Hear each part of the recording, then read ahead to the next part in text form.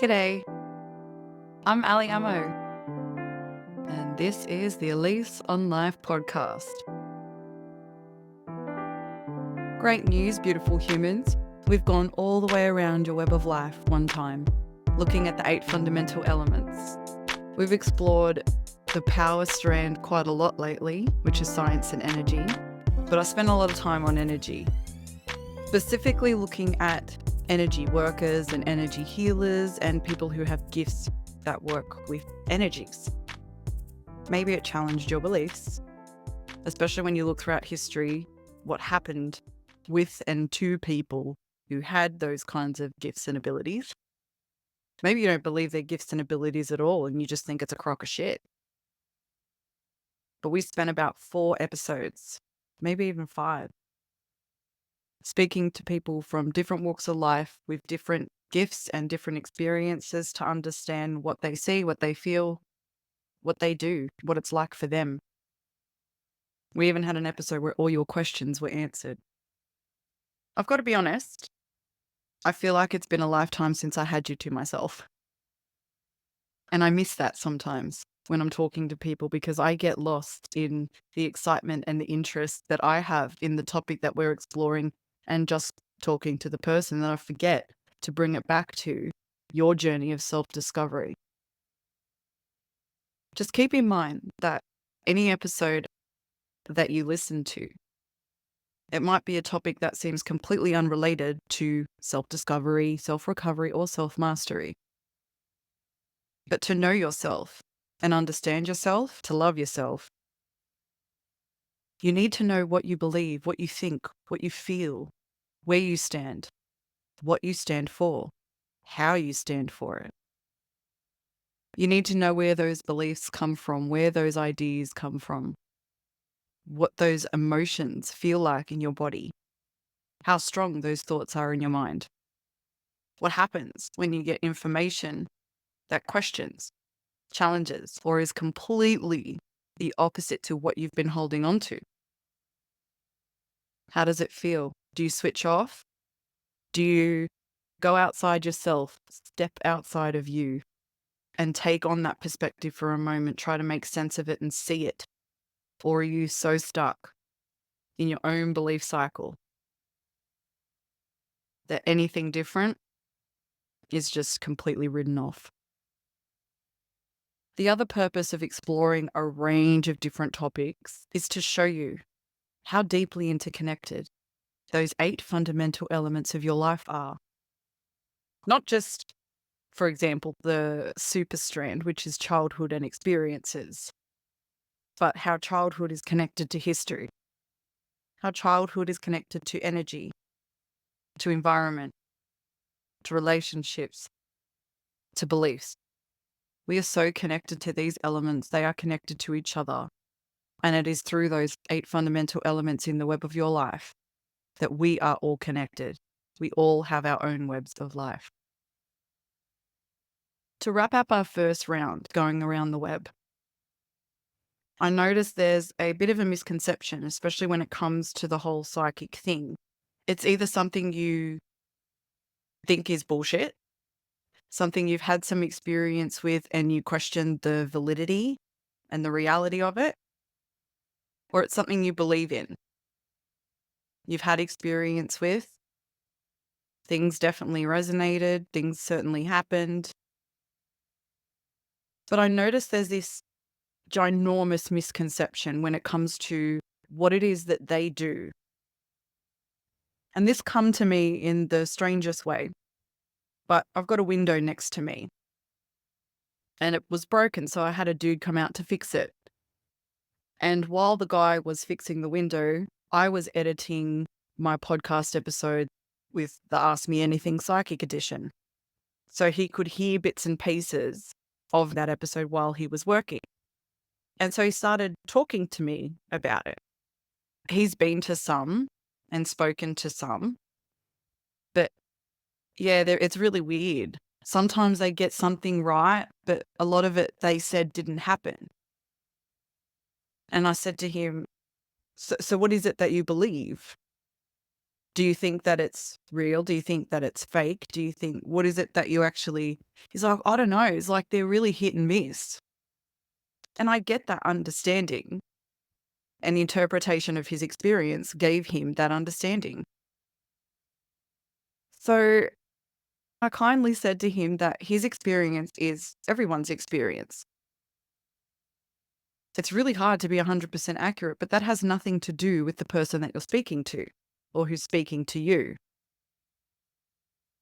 The thing that's missing is the understanding of timelines.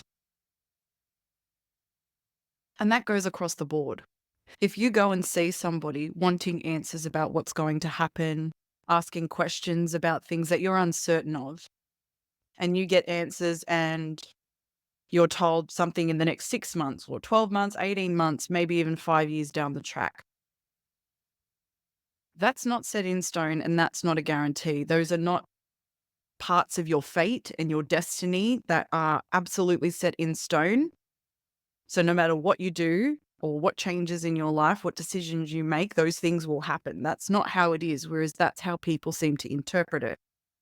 The way it actually works, to explain this simply, I realize that it's coming up so much for us now. There's the examples of this are happening so frequently now. It's kind of funny that a lot of people haven't made the connection. Well, it's funny to me, not to be rude. If you're a Friends fan, there's an episode from Friends that gives you this kind of idea. It was called The One That Could Have Been. The six of them explore what their life would have been like had they made a different decision. And for Rachel, it was marrying Barry. For Phoebe, it was taking a job in the stock market. For Ross, it was staying married. For Joey, it was being successful. For Chandler, it was following his dreams and his passion with writing and comedy. I'm trying to remember what Monica's was. I think it was if she hadn't lost all the weight. But in that episode, we see how one shift in a decision changed a life. And when you look at it from Phoebe's perspective, because she's very much on that energy side of things as we come to know her. But interestingly enough, once her job was out of that spiritual area and she started working in the stock market, she was a smoker. She was stressed all the time. She was so disconnected from her intuition and the universe and everything else. And she gave herself a heart attack at a very young age. She was not this carefree, easygoing, happy, bubbly person. Quite the opposite, actually. That's trying to show you how decisions affect timelines, affect your life, and affect the person that you become. If you've ever seen the show Lost, that was another one that towards the end of the series, they were jumping timelines so much that it became quite difficult for people to keep up. If you've ever seen that movie Sliding Doors with Gwyneth Paltrow, that was a big one at the time. And that was maybe the first big Hollywood movie that explored that idea. And I think the difference was whether she caught a train or missed a train. Maybe it was if she got off the train or not. But something as simple as that shifted the timeline, literally. And her relationship situation, her happiness, her experiences all changed. The same thing happens. We do this to ourselves. If you're in a new relationship, for example, and the best example of this would be more along the lines of a romantic relationship. At that time, you are exploring and gaining insight and projecting what the future would be like. You imagine the future, and how much time and effort and energy you put into that gives you more and more clarity about the possibility. But you don't have one line of how that could go. You have one line that you follow of how you want that to go in that moment. And things change. You do this maybe with a job. You consider taking a job or starting a new job, following your passion. It could be moving to another city, and you project that timeline and explore it to see what it would look like. You don't necessarily have all the clarity in the world when you do these things, but the idea is you're exploring that timeline and a possibility within that timeline. It's just like traveling. Before you travel, you explore where you're going, you book things probably, see where you can go, and you project what's going to happen in that timeline, the experiences that you'd have. When you go and see a psychic and ask for answers, all you are being told is the timeline that you're in at the moment and the possibilities that exist and are likely in that moment. It doesn't take much to shift that possibility from being probable to being unlikely. If you remember in my episode where I spoke to Faith Strength, we discussed this, and she said that part of her sessions with people, she actually used the pendulum and asked 0 to 100%, what is the actual likelihood of this timeline coming to fruition? All it takes is one decision that you make that is different to the one that you were likely to make the most at the time to shift where you end up. So when I was talking to the guy fixing my window, I explained to him that at that time, that was the most likely timeline you'd be on. She didn't get it wrong. And technically, you didn't get it wrong. You just did it differently. So it didn't happen. It's as simple as that. Depending on different perspectives, one of them was the channeler Bashar, his name's Daryl Ank. He actually explained even knowing that possibility can make it more likely to occur or less likely to occur. Because if when you hear of something that's going to happen in the future and you don't want that, you disagree with it, in that moment on the spot, you can make a subconscious decision to make that unlikely, to make that impossible. And so the choices that you make, whether you're conscious of it or not, also serve to shift you away from that possibility coming into fruition and you going on that timeline. Often people consider timeline shifts when it comes to childhood because it's such, for many, a vulnerable topic, a raw topic, a painful topic. You have difficult or painful things happen to you. It's so much easier to wish that it didn't. Some people go as far to imagine what their life would be, or they assume, I suppose, more than anything, assume their life would have been so much better. They would be so much better or just different in a good way if that hadn't have happened. I disagree. It's what could break us that in the end, they're the things that make us. So it doesn't matter what your path has looked like. It doesn't matter the ups and downs, how many times you nearly went off a cliff, how many times you wanted to jump off the cliff. What matters is that you keep climbing, keep experiencing, keep exploring.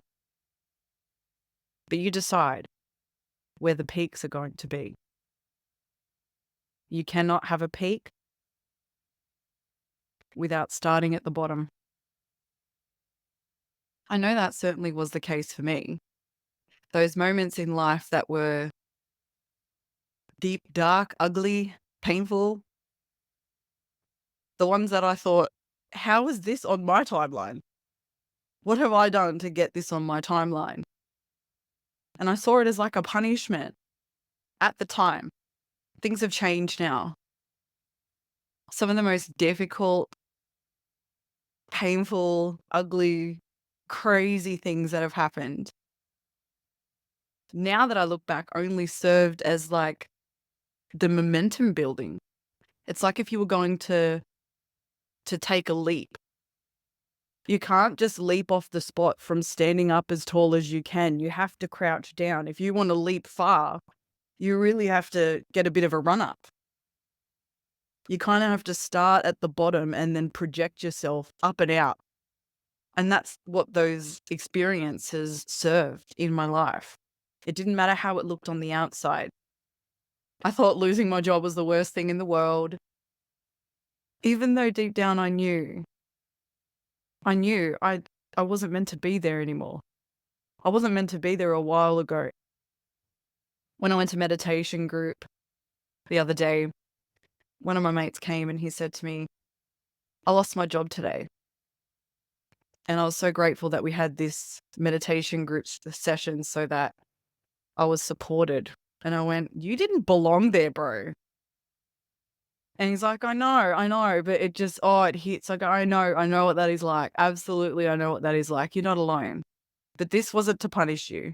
This was to project you out, to propel you forward, to give you the power to follow your passion. So you didn't stay stuck, cycling around a job for the money, for the safety and security. You need to be doing what you're supposed to be doing and what you want to be doing, not just doing things for the sake of doing it. So awesome. I want you to consider the timeline of your life. The ups, the downs, the round and rounds. If you've seen someone who was telling you things that happened or not, the things that did happen versus the things that didn't. Sometimes you hear things you wanted to happen and then you're spewing that they didn't happen. It has nothing to do with the person who told you. They were not right nor wrong. They were just saying what they were seeing, what the energy was telling them was on the cards for the future based on where you are in this moment and where it looks like you're going, the decisions you're likely to make. Everything is up to you. You create the reality that you experience. So make sure you're giving yourself the best chance of success, of happiness, of joy. And I'm with you the whole way so you can discover who you are, recover who you really are, let go of who you're not, and master the amazing self that you are. Thank you so much for being here with me for this ep. New ones come out every other Thursday. If you have not seen the Web of Life thing that I am talking about, just head to my website, www.weboflife.au, download the free PDF. You'll get the complete Web of Life philosophy that you can see what I'm talking about. If you jump on YouTube, type A Lease on Life, you'll see the podcast and you can watch every episode, listen at the same time. And I'd love to hear your thoughts, your ideas, your comments. Don't forget to like, share, and subscribe. Huge shout out to the 2 people who followed my podcast. That made my day. And if you're a long-time listener and a loyal listener, please hit that follow button so I know you're there. You take it easy, people, and you'll hear from me soon.